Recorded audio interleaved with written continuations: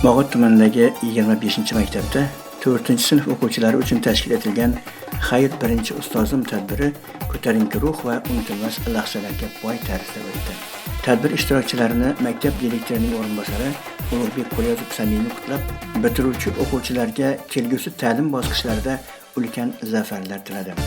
Quvonchli bayramda ota-onalar ham faol ishtirok etib, farzandlarining yutuqlaridan mamnun bo'ldilar. Tadbir davomida o'quvchilar o'zlarining egallagan bilimlari, iqtidorlari va badiiy chiqishlarini namoyish etib, yig'ilganlarga ajoyib taassurot ulashdilar. Sinf rahbari Maqsuda Bekchonova tomonidan a'lo o'qishi va namunali xulqi bilan ajralib turgan o'quvchilarga faxriy yorliqlar topshirildi. Bugun nafaqat o'quvchilar, balki ularning ustozi uchun ham hayajonli va esda qolarli bo'ldi. Chunki 4 yil davomida mehr va sabr bilan berilgan ta'lim-tarbiya o'z samarasini namoyon etdi. Tadbir so'ngida ota-onalar ustozga farzandlari uchun bergan bilim va tarbiyasi, mehnati va g'amxo'rligi uchun samimiy minnatdorchilik bildirdilar. Xayr birinchi ustozim.